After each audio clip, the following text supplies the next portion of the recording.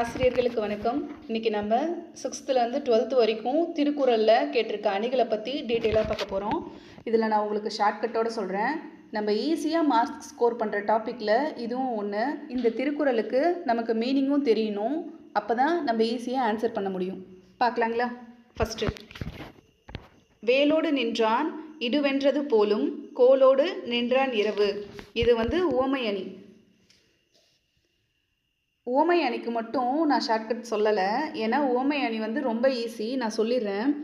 உவமை அணினா என்னென்னா, ஒரு பொருளை மற்றொரு பொருளோட ஒப்பிடுவது. ஏதாவது ஒரு பொருளை மற்றொரு பொருளோட ஒப்பிட்டு பேசுகிறது தான் உவமை அணின்னு சொல்லுவோம். போல, போன்ற, அன்ன, இந்த மாதிரி உவமை உருபுகள் வெளிப்படையாக இருக்கும். என்னென்னா போல, போன்ற, அன்ன, இது மாதிரி வெளிப்படையாக இருக்கிறதுக்கு பேர் தான் உவமை அணி அப்படின்னு சொல்லுவாங்க. இந்த இடத்துல பாருங்கள், போலும், அதாவது போல உவமை உருபு வெளிப்படையாக இருக்கா, அப்போ இது உவமை அணி. இந்த திருக்குறளுக்கான மீனிங் என்னென்னா, அதாவது ஆட்சி அதிகாரத்தை கொண்டுள்ள அரசன் தன்னோட அதிகாரத்தை கொண்டு வரி விதிக்கிறது எதுக்கு ஈக்குவல்னா, வேல் போன்ற ஆயுதங்களை காட்டி வழிப்பறி செய்யறதுக்கு நிகரானது. வரி விதிக்கிறது வேல் போன்ற ஆயுதத்தை காட்டி வழிப்பறி செய்யறதுக்கு நிகரானது அப்படின்னு சொல்லி ஒப்பிட்டு இருக்காங்களா, அப்போ இது உவமை அணி. சரிங்களா? நெக்ஸ்ட் பார்க்கலாம். பண்பிலான் பெற்ற பெருஞ்செல்வம் நன்பால் களந்தீமையால் திரித்தற்று. இதுவும் உவமை அணி. இதுக்கு மீனிங் என்னென்னா, தூய்மையே இல்லாத ஒரு பாத்திரத்தில் பால் வச்சோம்னா அது திரிஞ்சிரும். அதுபோல் பண்பில்லான் அப்படின்னா என்ன அர்த்தம்னா, நற்பண்பு இல்லாதவன். நற்பண்பு இல்லாதவன் வச்சிருக்கிற மிகப்பெரிய செல்வம் யாருக்குமே பயன்படாமல் அழிஞ்சு போயிடும். அதுதான் பண்பில்லான் பெற்ற பெருஞ்செல்வம் நன்பால் களந்தீமையால் திரிந்தற்று. இதுக்கு எது எடுத்துக்காட்டாக சொல்லியிருக்காங்க. அதாவது ரெண்டு பொருளை ஒப்பிடுவது. ஃபஸ்ட்டு தூய்மையற்ற பாத்திரத்தில் பால் வச்சா திரிஞ்சிரும். அதுபோல் பண்பில்லாதவன் நற்பண்பு இல்லாதவன் பெற்ற பெருஞ்செல்வம் யாருக்கும் பயன் இல்லாமல் அழிஞ்சிரும். இப்போ இது ஈஸியாக இருக்குங்களா? இதுவும் உவமை அணி. அதாவது ஒரு பொருளை மற்றொரு பொருளோட ஒப்பிட்டு சொல்கிறது. சரிங்களா? நெக்ஸ்ட்டு, கடல் ஓடா கால்வல் நெடுந்தேர் கடல் ஓடும் நாவாயும் ஓடா நிலத்து. இது பிரிது மொழிதல் அணி. இதுக்கு என்ன ஷார்ட்கட் வச்சுக்கலான்னா, உவமை அணிக்கு மட்டும் ஷார்ட்கட் சொல்லலை, மற்ற எல்லாத்துக்கும் ஷார்ட்கட் சொல்லிடுறேன். தேர், அதாவது விநாயகர் சதுர்த்தி அப்போ விநாயகரை தேரில் வச்சு எடுத்துகிட்டு அந்த தேரை கொஞ்சம் கொஞ்சமாக பிரித்து கடலில் போட்டாங்க. அப்போ தேரை பிரித்து கடலில் போட்டாங்க அப்படின்றத ஞாபகம் வச்சுக்கோங்க. அப்போ கடல் ஓடா கால்வல் நெடுந்தேர் கடல் ஓடும் நாவாயும் ஓடா நிலத்து அப்படின்னு சொல்லி கேட்டாக்க, இந்த கடலில் வருதுங்களா, அப்படி வந்துச்சுனாவே அது பிரிது மொழிதல் அணி. அப்போ தேரை கொஞ்சம் கொஞ்சமாக பிரித்து கடலில் போட்டாங்க அப்படின்றத ஞாபகம் வச்சுக்கோங்க. சரிங்களா? இப்போ இதுக்கான மீனிங் நான் சொல்லிடுறேன். ஃபஸ்ட்டு நமக்கு பிரிது மொழிதல் அணி அப்படின்னா என்னன்னு தெரியும். ஒரு கருத்தை நேரடியாக கூறாமல் அதையொத்த வேறொரு கருத்தின் மூலமாக குறிப்பாக உணர்த்துவது. இந்த திருக்குறளில் பார்க்கலாம். வலிமையான சக்கரம் இருக்கிற ஒரு மிகப்பெரிய தேர் கடலில் ஓடுமா? ஓடாது. அதே கடலில் ஓடுற கப்பல் தரையில் ஓடுமா? அதுவும் முடியாது. அவங்கவுங்க தமக்குரிய இடங்களில் இருந்தால் தான் சிறப்பாக செயல்பட முடியும். அதாவது ஒரு டாக்டர்னா டாக்டர் வேலையை தான் பார்க்க முடியும், டீச்சர்னா டீச்சர் வேலையை தான் பார்க்க முடியும். ஒரு டீச்சர் டாக்டர் வேலையை செய்ய முடியுமா? முடியாது. அவங்கவுங்க பணியில் சிறப்பாக செய்வாங்க. அதுதான் இது. அப்போ இதில் பாருங்கள், இதில் ஒரு கருத்தை அவங்க நேரடியாக கூறல, அதையொத்த வேறொரு கருத்தின் மூலமாக குறிப்பாக உணர்த்துறாங்க. அப்போ இது பிரிது மொழிதல் அணி. நெக்ஸ்ட் பார்க்கலாமா? வருமுன் காவாதான் வாழ்க்கை எரிமுன்னர் வைத்தூறு போல கெடும். உவமை அணி. இங்கே பாருங்க, போல வெளிப்படையாகவே வந்திருக்கு. சரிங்களா? அப்போ அது உவமை அணி. பழி வரத்துக்கு முன்னாடியே ஒருத்தவங்களுக்கு பழி வரப்போகுது, நமக்கு பழி வரப்போகுதுன்னா அதை பழி வரத்துக்கு முன்னாடியே சிந்திச்சு நம்மளை நாமளே காத்துக்கணும். அப்படி காத்து கொள்ளாதவங்களோட வாழ்க்கை நெருப்புக்கு பக்கத்தில் வச்ச வைக்கல் போல, அதாவது வைத்தூறு அப்படின்னா தூறு அப்படின்னா என்ன, வைக்கல் போல் மாதிரி அழிஞ்சு போயிடும். இப்போ ஒரு பொருளுக்கும் இன்னொரு பொருளுக்கும் ஒப்பிட்டு சொல்லியிருக்காங்களா, அப்போ இது உவமை அணி. நெக்ஸ்ட் பார்க்கலாம். வலியில் நிலைமையான் வல்லுருவம் பெற்றம் புலியின் தோல் போர்த்து மேய்ந்தற்று. இது என்ன அணினா, இது இல் பொருள் உவமை அணி. இதுக்கு ஃபஸ்ட்டு நான் ஷார்ட்கட் சொல்லிடுறேன். இப்போ புலியின் தோல் அப்படின்னு சொல்லி கொடுத்துருக்காங்களா, இதுக்கு வந்து புலியின் தோல் பெற்றம். பெற்றம்னா என்ன சொல்லுவோம்? பசு. சரிங்களா? திருக்குறள் வந்து எதுக்கு எக்ஸாம்பிள்னா, இந்த போலி சாமியார் இருக்காங்கல்ல அவங்களுக்கு எக்ஸாம்பிள். மனதை அடக்கிற வல்லமை வேணும். அப்படி மனதை அடக்கிற வல்லமை இல்லாதவங்க ஒரு தவத்தை மேற்கொண்டாங்கன்னா அந்த தவம் எதுக்கு ஈக்குவலாம்? புலித்தோலை போத்திக்கிட்டு பசு போய் பயிரை மேயிறது. அப்போ இங்கே வந்து இது வந்து இல்பொருள் ஓமை அணின்னு சொல்லியிருக்கோமா, இதுக்கு ஷார்ட்கட் என்னென்னா பசு. இங்கே பெற்றம்னா பசுவா? பசு போய் புலித்தோலை போத்திக்க முடியுமா? அது இல்லாத ஒரு விஷயம் தானே, புரியுதுங்களா? அது வந்து ஒரு இல்லாத விஷயம். அப்போ பசுவால் ஒரு புலியோட தோலை எடுத்து போத்திக்க முடியாது. அது நடக்கவே நடக்காத விஷயம். அது ஒரு இல்லாத ஒரு பொருளை இங்கே சொல்லியிருக்காங்க. அதுதான் இல் பொருள். சரிங்களா? இல்லாத பொருளை பற்றி சொல்லியிருக்காங்க.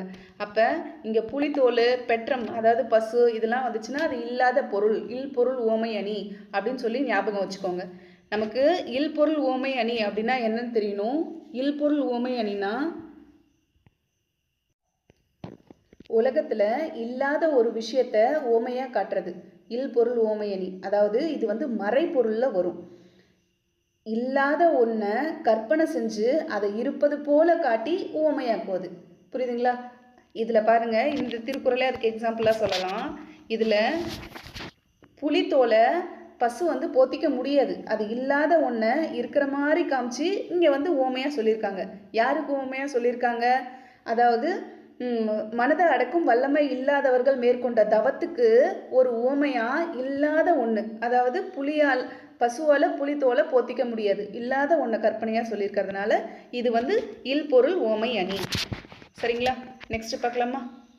சமன் செய்து சீர்தூக்கும் கோல் போல் அமைந்து ஒரு பால் கோடாமை சான்றோர்க்கு அணி. இதில் பாருங்க, போல் அப்படின்னு வந்துருச்சா, அதாவது போல வந்துருச்சா, அப்போ அது வந்து ஓமை அணி. இதுக்கு மீனிங் என்னன்னா, ஒரு துலாக்கோல், அதாவது எடை போடுறல தராசு, அந்த தராசு வந்து எப்படி பொருட்களை வச்சா அது கரெக்டாக சொல்லுதோ அதே மாதிரி சான்றோர்கள் வந்து எந்த பக்கமும் சாயாமல் நடுநிலைமையில் இருப்பாங்க. அதாவது தனக்கு வேண்டியவங்க, இவங்க நம்ம உறவினர்கள், இவங்களுக்கு ஆதரவாக பேசணும் அப்படின்லாம் இல்லாமல் நியாயத்துப்படி நேர்மையாக இருப்பாங்க. அதுதான் சான்றோருக்கு அழகு அப்படின்னு சொல்லியிருக்காங்க. அப்போ துலாக்கோலுக்கு துலாக்கோல் எப்படி கரெக்டாக இருக்கோ அது போல, அப்போ அது போலன்னு வந்துருச்சு ஓமை அணி. அது போல சான்றோர்களும் நடுநிலைமையோடு இருப்பாங்க அப்படின்னு சொல்லி சொல்கிறாங்க. புரியுதுங்களா? ஓமை அணினா என்னன்னு தெரியும் இல்லைங்களா? ஒரு பொருளை மற்றொரு பொருளோட ஒப்பிடுவது ஓமை அணி. போல, போன்ற, அன்ன, இந்த ஓம உறுப்புகள்லாம் வெளிப்படையாக இருக்கும். சரிங்களா? நெக்ஸ்ட் பார்க்கலாமா?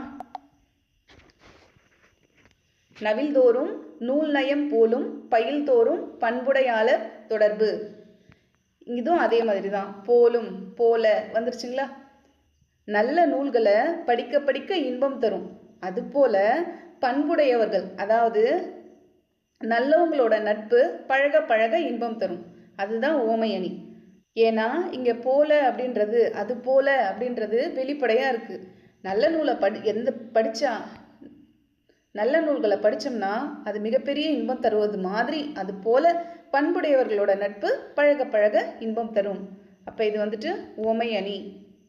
நெக்ஸ்ட், கான முயல் எய்த அம்பினில் யானை பிழைத்த வேல் ஏந்தல் இனிது. இது வந்து பிரிது மொழிதல் அணி. ஃபஸ்ட்டு நமக்கு பிரிது மொழிதல் அணி அப்படின்னா என்னன்றது தெரியணும். சரிங்களா? ஒரு கருத்தை நேரடியாக சொல்லாமல் அதையொத்த வேறொரு கருத்தின் மூலமாக குறிப்பாக உணர்த்துவது. அதாவது சொல்ல விரும்புகிற பொருளை வந்து டைரெக்டாக சொல்கிறது கிடையாது, வேறொரு பொருளின் மீது ஏற்றி வேறொரு பொருள் மீது சேர்த்து கேட்பவங்க, நாம் கேட்குறோம்ல, அந்த கேட்குறவங்க வந்து குறிப்பால் உணர்ந்து கொள்வது. இப்போ நம்ம எக்ஸாம்பிளோட பார்த்தா தெரியும். ஃபஸ்ட்டு நான் இதுக்கு ஷார்ட்கட் சொல்லிடுறேன். இங்கே வந்து பார்த்திங்கன்னா முயல், இங்கே யானை இருக்குங்களா? காட்டில் முயலும் இருக்கும் யானையும் இருக்கும். இவங்களை பிரிக்க முடியுமா? யானையும், அதாவது முயலும் யானையும் ஃப்ரெண்டு, இவங்க ரெண்டு பேரையும் பிரிக்க முடியாது அப்படின்னு வச்சுக்கோங்க ஷார்ட்கட்டாக. அப்போ கான முயல், கானகத்தில் முயலும் யானையும் ஃப்ரெண்டாக இருக்குது, அவங்கள பிரிக்க முடியாது, பிரிது மொழிதல் அணி. சரிங்களா? அப்போ இந்த திருக்குறள் கேட்டாங்கன்னா ஈஸியாக உங்களுக்கு ஞாபகம் வந்துடும், பிரிது மொழிதல் அணி. இப்போ இதுக்கான மீனிங் பார்க்கலாம். காட்டுக்குள்ளே முயலை நம்ம இப்போ துரத்திட்டு போகிறோம். அப்போ முயலை வேட்டையாடும் போது அம்பு விடுவோமா? அப்போ அந்த அம்பு முயலை வீழ்த்துறதுக்கு அம்பு நம்ம எய்துறோம்னா அதை விட எது பெஸ்ட்டுனா யானைக்கு குறி வச்சு வேலை விடுவோமா? அப்படி வேல் ஏந்துறது தான் பெருமையை தருமா? புரியுதுங்களா? அதாவது பெரிய முயற்சி தான் பெருமை தரும், சின்ன முயற்சி வந்து பெருமை தராது. நம்மளோட எய்ம் வந்து ரொம்ப ஹையாக இருக்கணும் அப்படின்னு சொல்கிறாங்க. இப்போ இது பிரித மொழிதல் அணிக்கு ரிலேட்டடாக வருதுங்களா?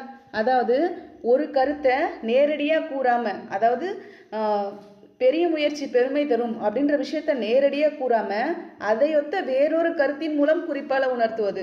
அது முயலுக்கையும் யானையும் வச்சு குறிப்பால் உணர்த்தியிருக்காரு. அதுக்கு பேர் தான் பிரிது மொழிதல் அணி. நான் எதுக்காக ஒவ்வொரு அந்த அணிகளையும் எக்ஸ்பிளைன் பண்ணுறேன்னா, நமக்கு திருக்குறள் கேட்டு அணி பேர் கேட்கலாம், இன்னொன்றும் கேட்கலாம். இந்த சென்டென்ஸ் மட்டும் கொடுத்து ஒரு கருத்தை நேரடியாக கூறாமல் அதையொத்த வேறொரு கருத்தின் மூலம் குறிப்பாக உணர்த்துவது எந்த அணி அப்படின்னு சொல்லியும் கேட்கலாம். இப்படியும் கேட்பாங்க, ரெண்டுமே கூட கேட்பாங்க. அதுக்காக தான் நான் அதையும் எக்ஸ்பிளைன் பண்ணிக்கிட்டே வரேன். சரிங்களா? நெக்ஸ்ட் பார்க்கலாம். செல்வத்துள் செல்வம், செவிச்செல்வம், அச்செல்வம், செல்வத்துள் எல்லாம் தலை. இது வந்து சொற்பொருள் பின்வரும் நிலையணி. இதுக்கு மீனிங் ஃபஸ்ட்டு சொல்கிறேன். செல்வத்திலேயே மிகவும் சிறந்தது கேள்வி செல்வம், அதாவது செவி செல்வம்.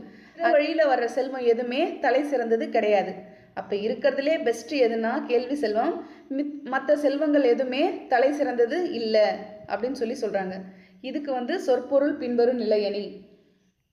சொற்பொருள் பின்வரும் நிலையணினா, ஒரு செய்யுள்ள ஒரு சொல் வந்து முதல்ல வந்து பின்னர் அந்த சொல்லே பல இடங்களில் வெவ்வேறு பொருளை தருவது. அதுக்கு பேர் தான் சொற்பொருள் பின்வரும் நிலையணி. இப்போ இந்த திருக்குறளுக்கு ஷார்ட்கட்டாக என்ன ஞாபகம் வச்சுக்கலான்னா, செல்வம் செல்வம் அப்படின்றத ஷார்ட்கட்டாக வச்சுக்கலாம்.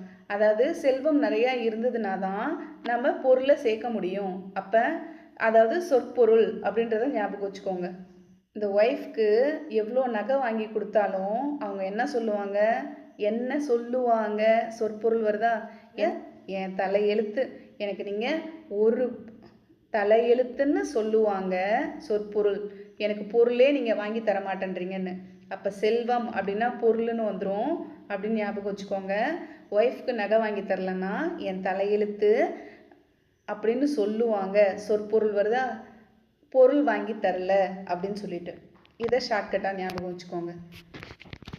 ஏன்னா எதுக்காக மறுபடியும் சொல்கிறேன்னா, இங்கே வந்துட்டு சொல் பின்வரும் நிலையணி அப்படின்னு ஒன்று இருக்குது, சொற்பொருள் பின்வரும் நிலையணி அப்படின்னும் இருக்குது. ரெண்டுமே கொடுப்பாங்க, நம்ம கன்ஃபியூஸ் ஆகிடக்கூடாது. அதுக்காக தான் செல்வம், தலை, சொற்பொருள் இதுக்கு ரிலேட்டடாக நான் சொல்லியிருக்கேன். ஓகேங்களா? நெக்ஸ்ட் பார்க்கலாமா? சலத்தால் பொருள் செய்தே மாத்தல் பசுமன் கலந்து நீர் பேய்த்திரியற்று. இது வந்து உவமை அணி. இந்த திருக்குறளுக்கு நம்ம ஷார்ட்கட் சொல்லணும்னா, இதில் வந்துட்டு போல, போன்ற, அண்ணன் அப்படின்றது நமக்கு கொடுக்கல. ஆனால் இது உவமை அணி தான். இது எப்படின்னு நான் சொல்கிறேன். ஆனால் இதுக்கு நான் ஷார்ட்கட் ஒன்று சொல்லிடுறேன். என்னென்னா, பசுமண்ணை, இங்கே பசுமண் இருக்கா, கலந்த நீர். பசுமண்ணை நீரில் கலந்தா அது எப்படி இருக்கும்? மை மாதிரி மாறிடும். கண்ணுக்கு வைப்போம்ல மை, அந்த மாதிரி மாறிடும் அப்படின்னு வச்சுக்கோங்க ஷார்ட்கட்டாக. அப்போ பசுமண் கலந்து நீர், பசுமண்ணை கலந்த நீர் எப்படி இருக்கும்? மை மாதிரி இருக்கும். ஏன்னா பசுமண்ணா கல்லெல்லாம் இல்லாமல் ரொம்ப சாஃப்டாக இருக்க மண் அப்படின்னு ஞாபகம் வச்சுக்கோங்க. அதை வந்து நீரில் கலந்தா மை மாதிரி இருக்கும். உவமை ஷார்ட்கட்டுக்காக வச்சுக்கோங்க. இப்போ இதுக்கான மீனிங் பார்க்கலாம். மீனிங் என்னென்னா, சலத்தால் பொருள் செய்தே மாத்தல் பசுமண் கலந்து நீர் திரியற்று. இங்கே வந்து மிஸ்டேக்காக இருக்குது, இதை நான் சொல்லிடுறேன். பெய் தி ரி ஈ, இங்கே ஈ வரும் இந்த இடத்துல. ரி தி ரி ஈ பெய் திரி எற்று அப்படின்னு வரும். சரிங்களா? கரெக்ஷன் பண்ணிக்கோங்க. தீய செயலால் பொருளை சேர்த்து பாதுகாக்கிறது எதுக்கு ஊமையாக சொல்லியிருக்காங்கன்னா, சுடாத மண்கலத்தில் நீரூற்றி வைப்பதற்கு சமம். புரியுதுங்களா? அதாவது திருடி பொய் சொல்லி மற்றவங்களை ஏமாற்றி எல்லா குறுக்கு வழியிலையும் நம்ம பொருள் சேர்த்து அதை பாதுகாத்து வச்சோம்னா அது எதுக்கு சமமானது, எதுக்கு ஊமையானதுன்னா, சுடாத மண்கலத்தில் தண்ணி ஊற்றி வச்சோம்னா என்ன ஆகும்? அது அப்படியே கரைஞ்சு போயிட்டு தண்ணியே அப்படியே வெளியே போயிருமா, ஒன்றுத்துக்குமே இல்லாமல் போயிருமா, அதுக்கு ஓமையானது அப்படின்னு சொல்லியிருக்காங்க. புரியுதுங்களா? இது வந்துட்டு ஓமை அணி.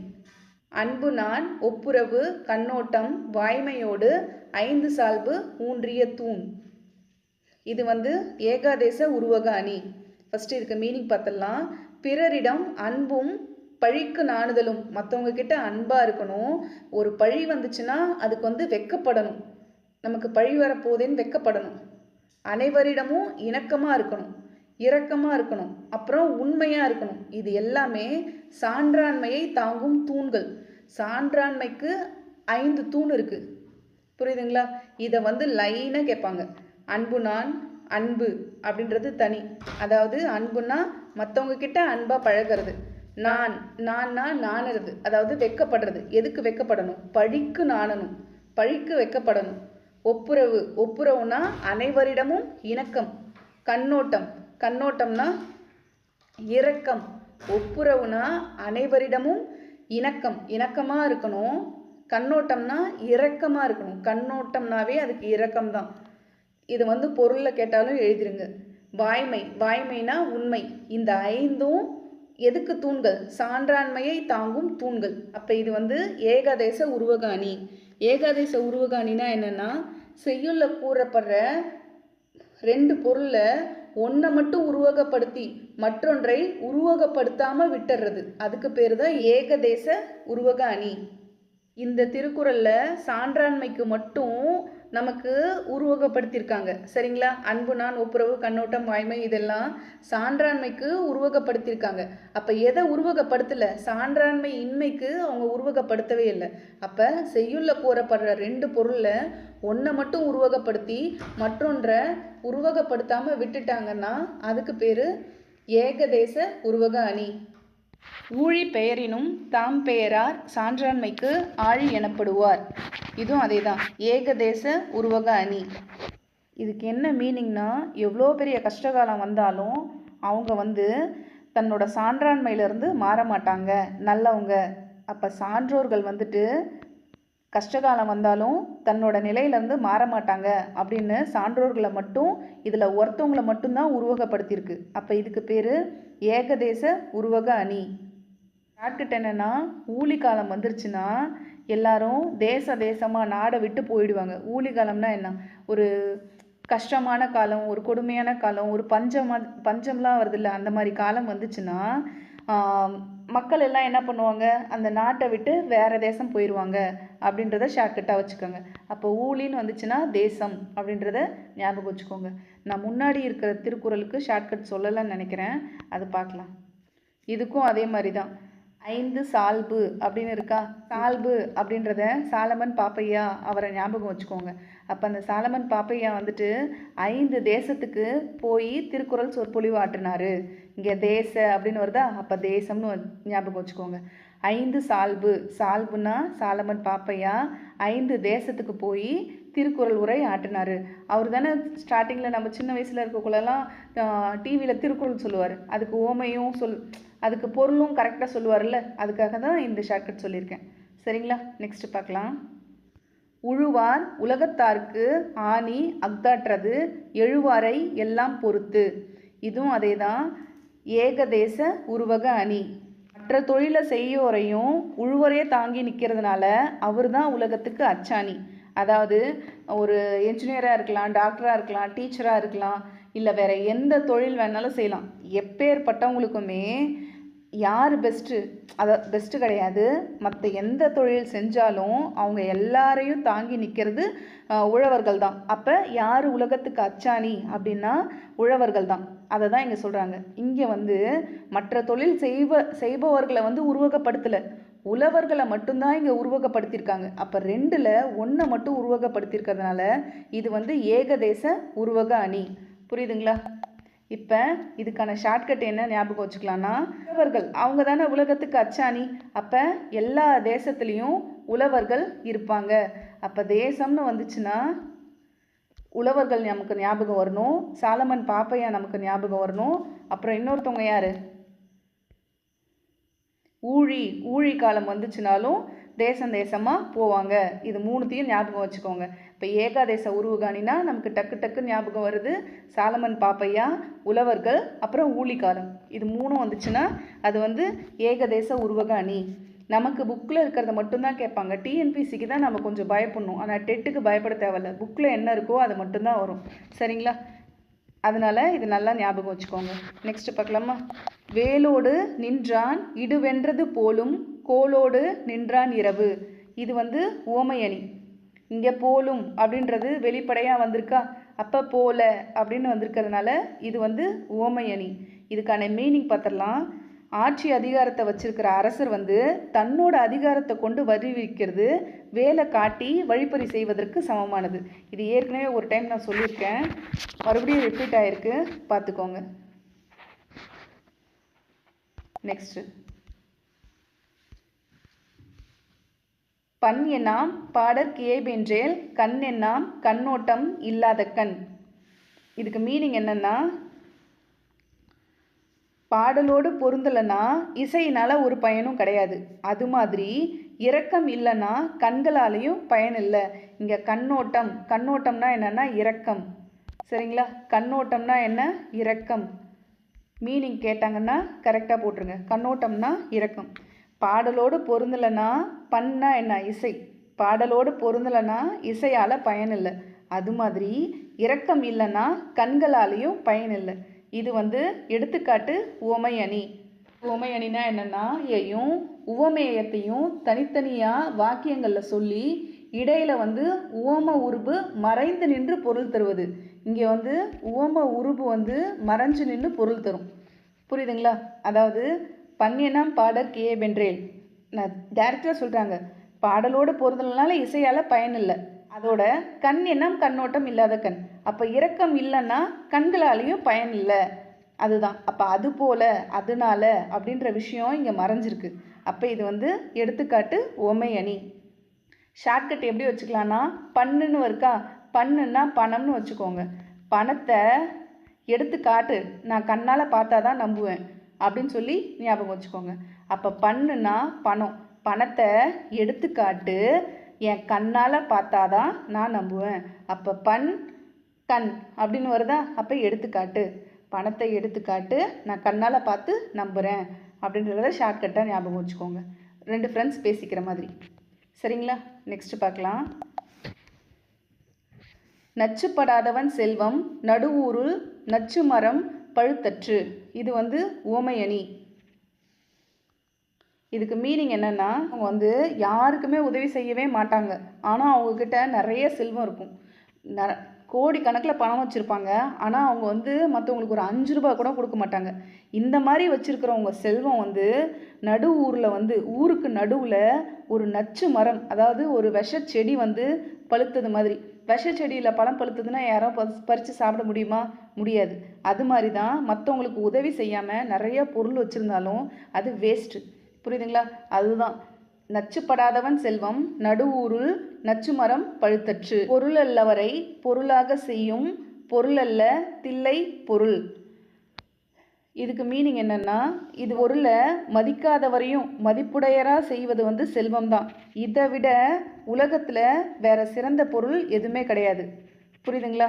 அதாவது ஒருத்தவன் மிகப்பெரிய பணக்காரனாக இருந்துட்டா போதும். இந்த கலியுக காலத்தில் அவன் என்ன தப்பு பண்ணாலும் யாரும் கண்டுக்க மாட்டாலும் அவன் நல்லவன் அப்படிங்கிற மாதிரி தான் இது பண்ணுவாங்களே ஒழிய அவனுக்கு தான் ஊர்லேயும் மரியாதை அதிகமாக இருக்கும்.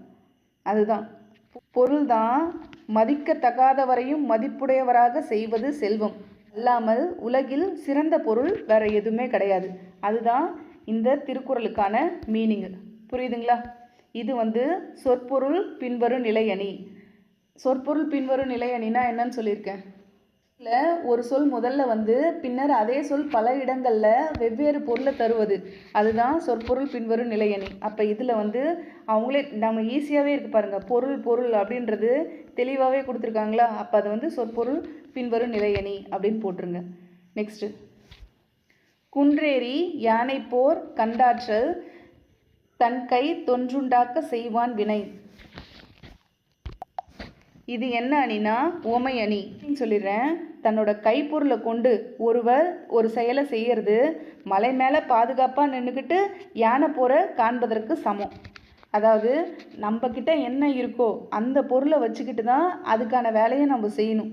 அந்த மாதிரி செஞ்சோம்னா, இப்போ நம்ம ஒரு பிஸ்னஸ் ஸ்டார்ட் பண்ணுறோம்னா நம்மக்கிட்ட என்ன பணம் இருக்கோ அதுக்கு தகுந்த மாதிரி ஸ்டார்ட் பண்ணோம்னா அதுக்கு எதுக்கு சமமானதுன்னா, மலைக்கு மேலே பாதுகாப்பாக நின்றுக்கிட்டு யானையோட போரை பார்த்துக்கிறதுக்கு சமம். புரியுதுங்களா? அப்போ இது வந்துட்டு உவமை அணி. இதுக்கு ஷார்ட்கட் என்ன வச்சுக்கலான்னா, யானை போர். யானை போர் நடந்துட்டு இருந்துச்சுன்னா நம்ம தூரத்துலேருந்து பார்த்தோம்னா நமக்கு எப்படி இருக்கும்? அப்படியே கருப்பாக புகை மூட்டமாக இருக்குமா?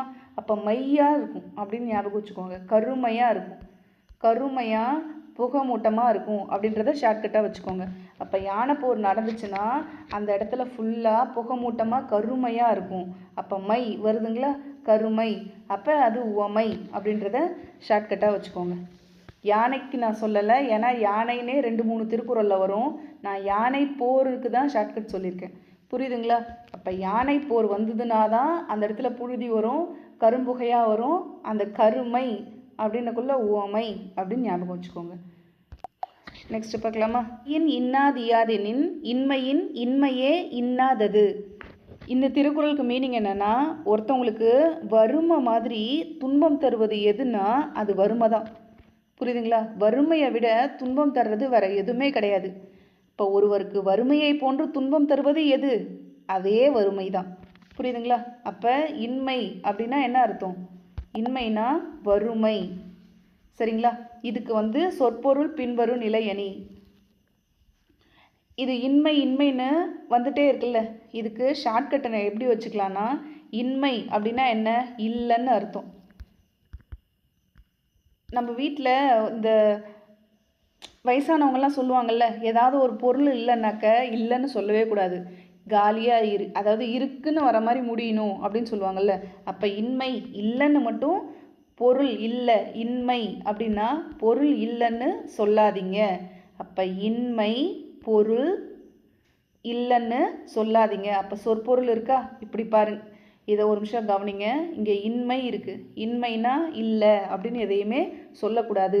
அப்போ சொற்பொருள் அப்படின்னும் போது எந்த ஒரு பொருளும் வீட்டில் இல்லை அப்படின்னு சொல்லக்கூடாது. இன்மை இன்மைன்னு சொல்லாதீங்க, சொற்பொருள் அப்படின்றத ஷார்ட்கட்டாக வச்சுக்கோங்க. சரிங்களா? நெக்ஸ்ட்டு பார்க்கலாம். மக்களே போல்வர் கயவர் அவரென்ன ஒப்பாரியாம் கண்டதில். இங்கே போல்னு வந்திருக்கா, போல்வர் அப்படின்னு வந்திருக்கா, இங்கே போல் வந்திருக்கு, அதனால இது ஓமை அணியா அப்படின்னா இங்கே போல் கிடையாது, இங்கே போல்வர் அப்படின்னு கொடுத்துருக்காங்க. அவர் அண்ணன். இங்கே அண்ணன் அப்படின்றது என்னது? அண்ணன்றது உவம உருபு. நான் ஏற்கனவே சொல்லியிருக்கேன் இல்லைங்களா? போல, போன்ற, அண்ணன் இதெல்லாம் வந்துச்சுன்னா ஓம உருபு. அப்போ ஓம உருபு வெளிப்படையாக வந்துச்சுன்னா அது உவமை அணி. சரிங்களா? நான் போலன்றது மட்டும் கிடையாது, அண்ணன் அப்படின்னு வந்தாலுமே அது உவமை அணி தான். ஒரு பொருளை மற்றொரு பொருளோட ஒப்பிட்டு கூறுவது. சரிங்களா?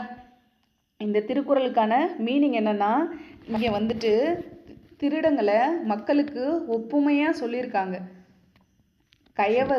கயவர் மக்களை போலவே இருப்பர். கயவர்க்கும் மக்களுக்கும் உள்ள தோற்ற ஒப்புமையை வேறு எதிலும் நாம் கண்டதில்லை. அதுதான் இதுக்கான மீனிங். புரியுதுங்களா? அப்போ இங்கே அண்ணன்றது வெளிப்படையாக வந்திருக்கிறதுனால இது உவமை அணி. நெக்ஸ்ட் பார்க்கலாமா? தேவர் அணையர் கயவர் அவரும் தாம் மேவன செய்தொழுகலான். இது வஞ்சி புகழ்ச்சி அணி. இதுக்கான மீனிங் சொல்லிடுறேன்.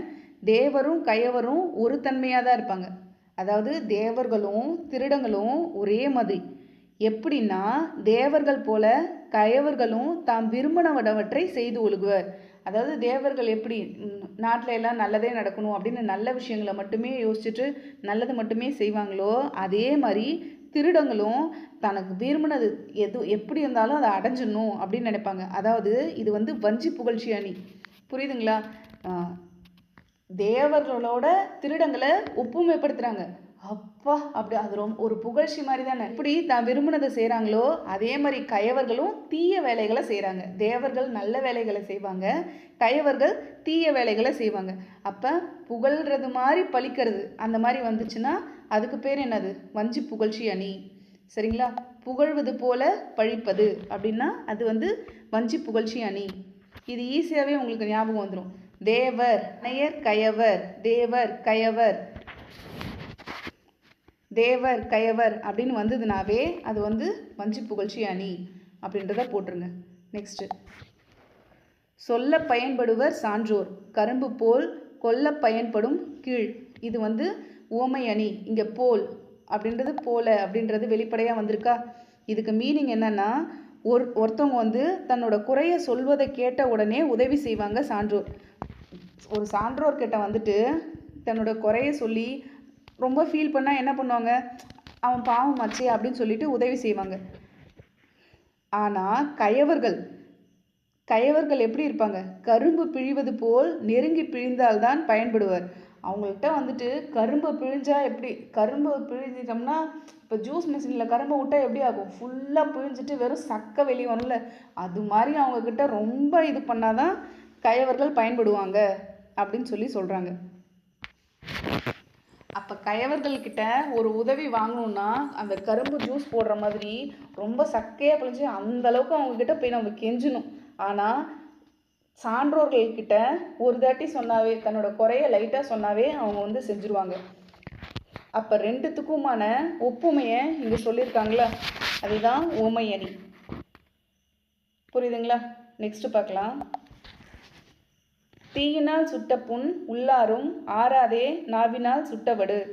தீயினால் சுற்றுச்சுனாக்க உடலில் இருக்கிற வடு கொஞ்ச நாளில் ஆறி போயிடும். ஆனால் தன்னோட நாக்குனால் கண்டபடி பேசிட்டா அது வந்து உடலில் ஏற்பட்ட புண்ணை விட ஆறாத வடு மாதிரி உள்ளுக்குள்ளே இருந்துக்கிட்டே இருக்கும். யாராவது நம்மளை சுருக்குன்னு பேசிட்டா நமக்கு வந்து மனசு ஆறவே ஆறாதில்ல. அதுக்கப்புறம் அவங்கக்கிட்ட நம்ம நல்லாவே பேசி ஆரம்பிச்சிட்டாலும் அவங்க சொன்ன வார்த்தை நமக்கு வலிச்சுக்கிட்டே இருக்கும்ல, அதுதான். இது வந்து வேற்றுமை அணி. இதுக்கு ஷார்ட்கட் எப்படி வச்சுக்கலான்னா, இப்போ குழந்தைங்க கிட்டமே போயிட்டு ஏதாவது ஒரு திருக்குறள் சொல்லு அப்படின்னு சொன்னால் ஒரு 5th இருக்கிற குழந்தைங்க டக்குன்னு என்ன சொல்லுன்னா, தீயினால் சுட்டப்புண் உள்ளாரும் மாறாதே நாவினால் சுட்டவிடு அப்படின்னு தானே சொல்லுவோம். அப்போ நம்ம என்ன சொல்லுவோம், எப்படி நான் சொன்ன திருக்குறள் அப்படின்னு அந்த குழந்தைங்க கேட்டால் நாம் என்ன சொல்லுவோம், வேற மாதிரி அப்படின்னு சொல்லுவோம்ல. சும்மா ஷார்ட்கட்டுக்காக சொல்கிறேன், சரிங்களா? அப்போ வேற மாதிரினா வேற்றுமை அணி அப்படின்றத ஞாபகம் வச்சுக்கோங்க. குழந்தைங்க திருக்குறள் சொல்லணும்னா டக்குன்னு இந்த ஏன்னா இது ஈஸியான திருக்குறள் அப்படின்றதுனால டக்குன்னு இது தானே வரும். அப்போ எப்படி அப்ரிஷியேட் பண்ணுவோம், வேற மாதிரி சூப்பராக சொல்லிட்டியே அப்படின்னு சொல்லுவோம்ல. அப்போ அதை ஷார்ட்கட்டாக ஞாபகம் வச்சுக்கோங்க. மருந்தாகி தப்பா மரத்தற்றல் செல்வம் பெருந்தகை யான் கண்படின். பெருந்தகையான்ட்ட இருக்கிற செல்வம் எல்லா உறுப்புகளையும் மருந்தாக தரும் மரத்தை போன்றது. அதாவது ஒரு பெரிய ஒரு மனுஷங்க கிட்ட இருக்கிற ஒரு செல்வம் எதுக்கு உவமையானதுன்னா, தன்னோட எல்லா உடல் உறுப்புகளையும் மருந்தாக தரும் மரத்தை போன்றது. அதாவது இப்போ வாழை மரம்னா அதோட பயன்பாடு எல்லாத்துக்குமே இருக்கும்ல, அந்த மாதிரி அதுக்கு ஈக்குவலானது அப்படின்னு சொல்லியிருக்காங்க. அப்போ பெரியவங்க கிட்ட இருக்கிற செல்வம் எதுக்கு உவமையாக சொல்லியிருக்காங்கன்னா, எல்லா உறுப்புகளையும் மருந்தா தர்ற மரத்துக்கு உவமையாக சொல்லியிருக்காங்க. இது புரியுதுங்களா? அப்போ இது வந்துட்டு உவமை அணி. சுடச்சுடரும் பொன் போல் ஒளிவிடும் துன்பம் சுடச்சுட நோக்கிற்பவர்க்கு, இதுவும் உவமை அணி. இங்கே வந்து பார்த்தீங்கன்னா இங்கேயும் அதே தான், போல் பொன் போல் அப்படின்றது வெளிப்படையாக வந்திருக்கு. அப்போ இது வந்துட்டு உவமை அணி. இதுக்கு எக்ஸாம்பிள் என்னன்னா, இதுக்கு மீனிங் என்னன்னா, இந்த நெருப்பில் வந்து நகையை போட்டு சுடுவாங்கல்ல, பொண்ணை போட்டு புடமிடுவாங்கல்ல, அப்படி சுடும்போது பொண்ணு எப்படி என்ன பண்ணுமா, அந்த தங்கம் வந்து ஜொலிக்குமா, அப்படியே நல்லா ஒளிவிடுமா. அது மாதிரி தவம் இருக்கிறவங்கள துன்பம் வருத்த தான் ஞானம் வளருமா. புரியுதுங்களா? அப்போ இங்கே பொன் போல, பொண்ணுக்கு உவமையாக யாரை சொல்லியிருக்காங்க, தவம் இருக்கிறவங்கள, அவங்களுக்கு ஞானம் வளர்றத சொல்லியிருக்காங்க. அப்போ இது வந்துட்டு உவமை அணி. புரியுதுங்களா? நெக்ஸ்ட் பார்க்கலாமா? பற்றுக பற்றற்றான் பற்றினை அப்பற்றை பற்றுக பற்றுவிடற்கு. இது வந்து சொல் பொருள் பின்வரும் நிலை அணி. இதுக்கு மீனிங் என்னன்னு பார்க்கலாம். இந்த உலகத்தில் நமக்கு நிறைய பொருட்கள் மேலே பற்று இருக்கும்ல. ஒரு சிலருக்கு தன்னோட குழந்தைங்க மேலே பற்று இருக்கும், ஒரு சிலருக்கு செல்வத்து மேலே பற்று இருக்கும், ஒவ்வொருக்கும் ஒவ்வொரு சில விஷயங்கள் மேலே பற்று இருக்கும். இந்த பற்றுகளை எல்லாத்தையும், பற்றுனா என்ன, விருப்பம், ஆசை, இது எல்லாத்தையும் அகற்றுவதற்காகவே பற்றில்லாதவனை பற்றி நிற்க வேண்டும். பற்றில்லாதவன் யாரு? முற்றும் துறந்த முனிதவர்கள். எதுவுமே வேணாம், ஆசையை ஒழிச்சவங்க, அந்த புத்தர் மாதிரி போனாங்கல்ல, அந்த மாதிரி இருக்கிறவங்கள நம்ம பற்றி நிற்க வேண்டும். அதுதான் பற்றுக பற்றற்றான் பற்றினை அப்பற்றை பற்றுக பற்று விடற்கு. இங்கே பற்று பற்றுன்னு சொல்லு மட்டும்தான் வந்துட்டு இருக்கு. புரியுதுங்களா? அப்போ இது வந்துட்டு சொல் பொருள் பின்வரும் நிலை. பற்று சொல்லு அப்படின்றத ஞாபகம் வச்சுக்கோங்க. சரிங்களா? நெக்ஸ்ட் பார்க்கலாம்.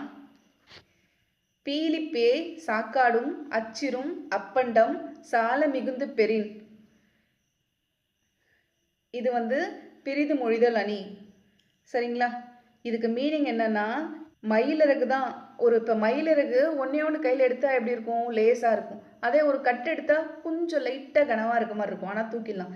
அதுவே ஒரு மூட்டை ஒரு சாக்கில் ஒரு நிறையா கட்டி எடுத்தோம்னா அது என்ன ஆகும்? அளவுக்கு மிஞ்சி ஒரு வண்டியில் ஏற்றுனோம்னா அந்த அச்சாணியே முறிஞ்சு போயிடும். அதுதான். அதாவது இங்கே என்ன சொல்லியிருக்காங்கன்னா, 2 இதில் பிரிது மொழிதல் என்ன? ஒரு கருத்தை நேரடியாக கூறாமல் அதையொத்த வேறொரு கருத்துக்கு குறிப்பால் உணர்த்துவது. மயிலிறக நம்ம அளவுக்கு கொஞ்சமாக இருந்ததுன்னா ப்ராப்ளம் இல்லை. அளவுக்கு மீறி வண்டியில் ஏறிச்சிட்டோம்னா வண்டியில் ஏறிச்சுன்னா அச்சாணியே முறிஞ்சு போயிடும். அது மாதிரி தான் ஒரு மனுஷனுக்கு ஒரு கவலை எதுனாலும் கொஞ்சமாக இருந்தால் சரி. நிறையா கவலைகள் சேர்ந்துச்சுன்னா அந்த மனுஷனுக்கு என்ன ஆகும்? ஒன்றும் பண்ண முடியாது. இது கவலைக்காக எக்ஸாம்பிள் சொல்ல, இந்த திருக்குறளுக்காக நான் சொன்னது தான். இது போல் நிறைய விஷயங்கள் இருக்குது. இப்போ இதுக்கு ஷார்ட்கட்டாக என்ன ஞாபகம் வச்சுக்கலாம்னா, பீலினா என்ன சொல்லுவோம்? மயிலிறகு. பீலினா என்னது? மயிலிறகு. இதுக்கு மயிலிறகை சின்ன வயசில் நம்ம என்ன பண்ணுவோம்? பிச்சு பிச்சு விளையாடுவோம். பிரிது மொழிதல். அப்போ மயிலிறகை ஒன்று ஒன்றா பிச்சு பிச்சு புக்குக்குள்ளே வச்சு நாளைக்கு அது குட்டி போடுமான்னு பார்ப்போம்ல, அதுதான். அப்போ பீலினா மயிலிறகு, மயிலிறகை பிச்சு பிச்சு வச்சு சின்ன வயசில் விளையாடுவோம் அப்படின்றத ஞாபகம் வச்சுக்கோங்க பிரிது மொழிதல் அணின்றதுக்கு. அப்படி இல்லைன்னா, நான் ஒரு கேங்காக அந்த விளையாண்டுட்டு போகக்குள்ள அங்கே பேய் வருதுடா அப்படின்னு சின்ன வயசில் யாராவது சொன்னால் என்ன பண்ணுவோம்? பிரிஞ்சு ஓடிடுவோம். எல்லாரும் கும்பலாக ஓடுவோம், ஆளுக்கு ஒரு மூலையாக பிரிஞ்சு ஓடுவோம். அதான் பிரிது. அப்போ பேய். பீலினா மயிலிறகுன்னு உங்களுக்கு அந்த டைமில் ஞாபகம் வரலன்னா இந்த பேயை ஞாபகம் வச்சுக்கோங்க. அப்போ பேய் வருதுடான்னு சின்ன வயசில் யாராவது சொன்னால் நம்ம கேங்காக ஓட மாட்டோம், ஆளுக்கு ஒரு மூலையில் பிரிஞ்சு ஓடுவோம். இப்போ பெரிது மொழிதல் அணி அப்படின்றத ஷார்ட்கட்டாக வச்சுக்கோங்க. சரிங்களா? நெக்ஸ்ட் பார்க்கலாம். இளையதாக முள்மரம் கொள்க கலையுணர் கை கொள்ளும் காழ்த்த இடத்து. இதுவும் பிரிது மொழிதல் அணி தான். சேனலை சப்ஸ்கிரைப் பண்ணுங்கள். நிறைய பேர் சப்ஸ்கிரைப் பண்ணாமலே பார்த்துட்ருக்கீங்க. வீடியோ பார்த்துட்ருக்கோங்க, உங்களுக்கு பிடிச்சிருந்தா லைக் பண்ணுங்கள். ஏன்னா அது மற்றவங்களுக்கும் பயன்படும்.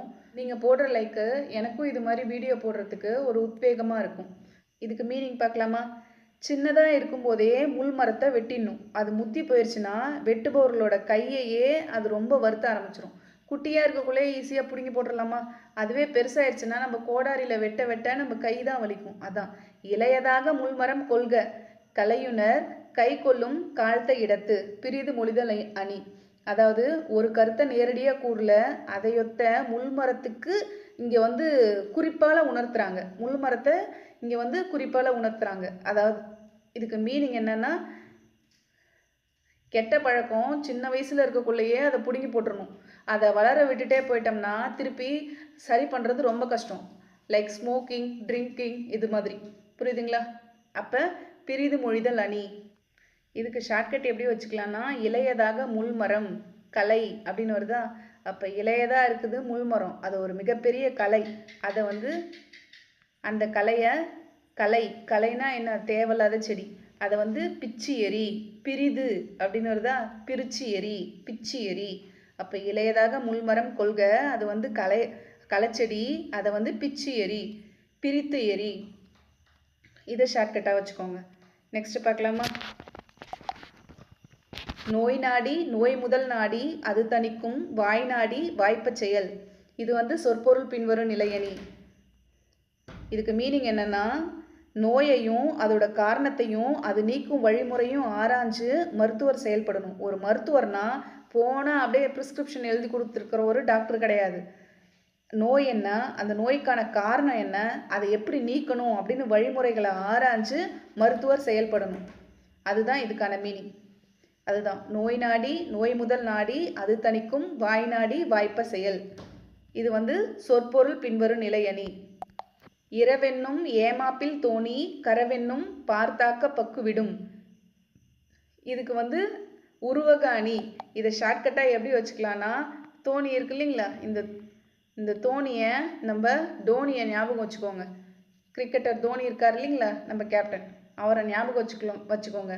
அவரோட உருவத்தை பார்த்தாவே எங்கேயாவது உருவக அணின்னு இருக்கா, அப்போ அவரோட உருவத்தை பார்த்தாவே அப்பா நம்ம தலடா அப்படின்னு ஒரு பரவசம் வருமா? ஏம்மா எனக்கு தோணியே பிடிக்காதுமா, எனக்கு எப்படிமா பரவசம் வரும் அப்படின்றீங்களா? ஷார்ட்கட்டுக்காக. சரிங்களா? அப்போ இங்கே தோணின்னு வந்துச்சுனாவே அவரோட உருவத்தை பார்த்தா நமக்கு சந்தோஷமாக இருக்கும் அப்படின்றத ஞாபகம் வச்சுக்கோங்க. இதுக்கான மீனிங் என்னென்னா, இந்த திருக்குறளுக்கான மீனிங்கை பார்த்துடலாம். உழைக்காம மற்றவங்கள மட்டுமே எதிர்பார்த்து அவங்க என்ன கொடுப்பாங்களோ அப்படின்னு நினச்சி வாழ்கிறது ஒரு பாதுகாப்பே இல்லாத படகு. புரியுதுங்களா? இது வந்து கொடாமை. அவங்க சப்போஸ் தரலன்னா அவங்க வாழ்க்கை என்ன ஆகும்? ஒரு பாறை மோதி உடஞ்சி போன மாதிரி ஆயிடும். பிறரை எதிர்பார்த்து இறந்து வாழ்தல் என்னும் பாதுகாப்பற்ற படகு கொடாமை என்னும் பாறை மோதினால் உடைந்துவிடும். உருவகப்படுத்தியிருக்காங்க.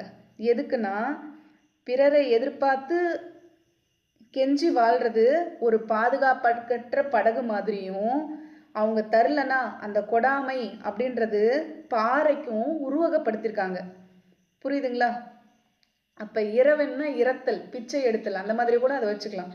மற்றவங்களை எதிர்பார்த்து வாழ்றது பாதுகாப்பற்ற படகுக்கும், அவங்க கொடுக்கலன்னா அது வந்து பாறைக்கும் மோதி என்ன ஆயிரும்? உடஞ்சிரும். இதுக்கு உருவகப்படுத்தியிருக்காங்க. உருவக அணினா என்னன்னா, உவமையையும் உவமேயத்தையும் வேறுபாடு இன்றி ரெண்டையும் ஒன்றா கூறி அவற்றுக்கு இடையே உள்ள வேற்றுமையை நீக்குவது தான் உருவக அணி. நெக்ஸ்ட் பார்க்கலாம். அன்பும் அறனும் உடைத்தாயின் இல்வாழ்க்கை பண்பும் பயனும் அது.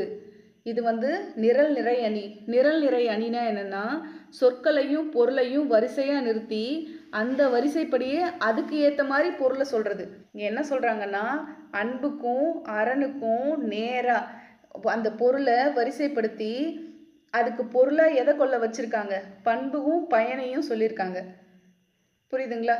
அதாவது அன்பும் அறனும் இருந்துச்சுன்னா ஒரு இல்வாழ்க்கையில் அது வந்து வாழ்க்கைக்கு ஒரு மிகப்பெரிய பயனாகவும் ஒரு சிறந்த பண்பாகவும் இருக்கும் அப்படின்னு சொல்கிறாங்க.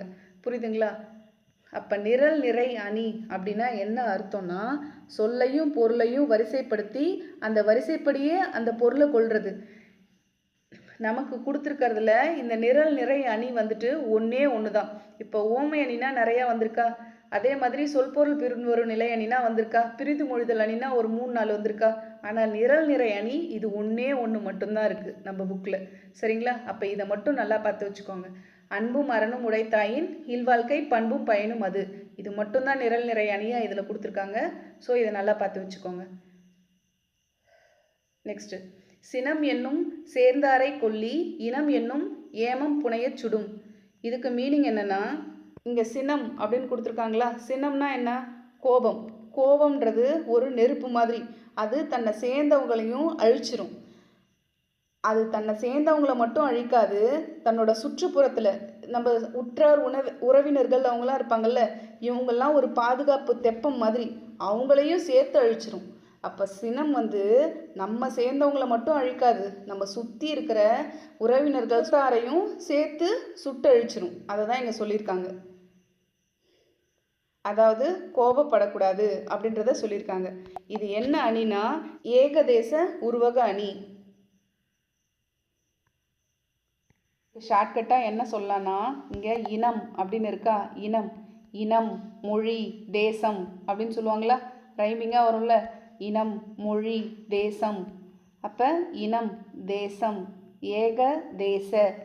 ஏகதேச உருவக அணி, இனம், தேசம் அப்படின்றத ஞாபகம் வச்சுக்கோங்க.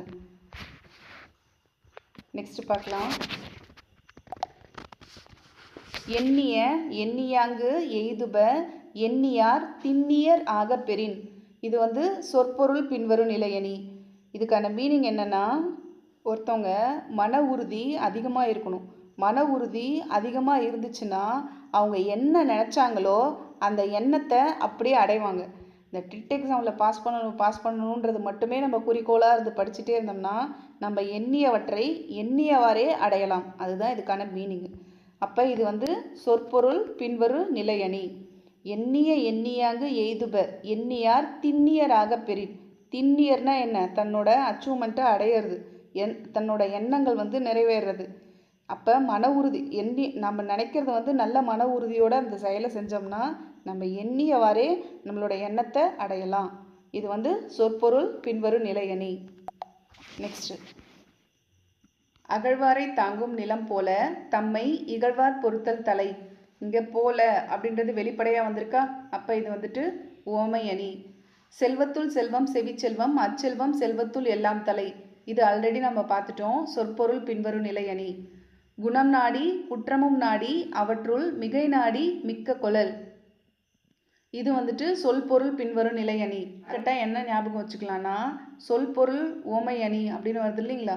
அப்போ பார்த்தாலும் குற்றம் சொல்லிகிட்டே இருப்பாங்க, பொருளெல்லாம் வீணாகுது. இப்போ மாமியார்லாம் இருக்காங்கன்னா எப்போ பார்த்தாலும் குற்றம் சொல்லிகிட்டே இருப்பாங்க. அப்போ குணம் நாடி, நல்ல குணம், எனக்கு வந்து நல்ல குணம்தான்ப்பா, ஆனால் என் மாமியார் வந்து இங்கே பொருள் இருக்கா, அப்போ பொருள் இருக்கா, இந்த பொருளெல்லாம் வீணாகுதுன்னு சொல்லிட்டு குற்றம் சொல்லுவாங்க. இங்கே சொல் பொருள் அப்படின்னு வருது இல்லைங்களா? அப்போ அதுக்கு தான் என் குணம் நல்லா இருக்கும், ஆனால் என் மாமியார் குற்றம் சொல்லிகிட்டே இருக்கிறது தான் அவங்களுக்கு வேலை. அது சொல் பொருள். பொருளெல்லாம் வீணாகுதுன்னு சொல்லுவாங்க அப்படின்றத ஷார்ட்கட்டாக வச்சுக்கோங்க. நெக்ஸ்ட்டு, பெருமைக்கும் ஏனை சிறுமைக்கும் தத்தம் கருமமே கட்டளைக்கல். இந்த திருக்குறளும் நம்ம பார்த்துட்டோம். ஏகதேச உருவக அணி. ஈன்றால் பசி காண்பான் ஆயினும் பசும் பொன் குளத்து நீர் பெய்திரியற்று. இது வந்துட்டு உவமை அணி. இதுக்கு என்ன மீனிங்னா, தன்னோட தாயோட பசியை நேரில் பார்த்தா கூட நல்லவங்க பழிக்கிற இழிவான செயலை செய்யக்கூடாது. நம்ம அம்மா எவ்வளோ பசியில் இருந்தாலும் அவங்க பசியை போக்குறதுக்காக ஒரு நல்லவங்க பழிக்கிற இழிவான எந்த ஒரு செயலையும் செய்யக்கூடாது.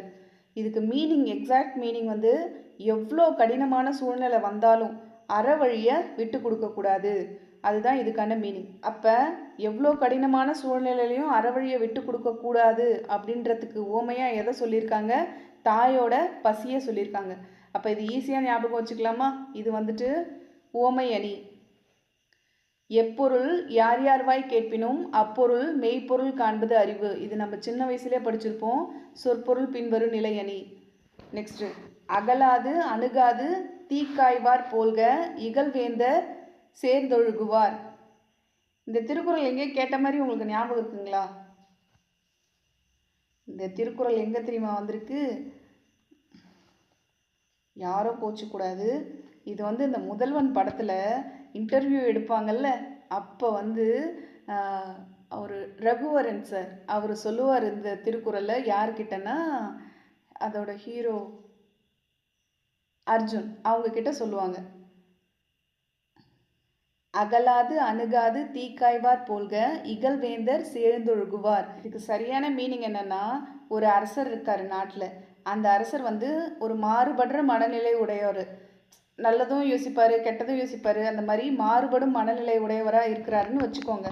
அவர்கிட்ட நாம் மக்கள் எப்படி நடந்துக்கணும்னா, நெருப்பில் குளிர் காய்வோம்ல அந்த மாதிரி. அதாவது அவரை விட்டு விலகாமலும் அவர்கிட்ட போகாமலும் இருக்கணும். அதான் என்ன சொல்ல வரேன்னா, இப்போ நெருப்பில் வந்து குளிர் காயணும்னா என்ன பண்ணுவோம்? நெருப்பு பக்கத்துலேயே போய் நெருப்புக்குள்ளே கை விட்டுற முடியுமா?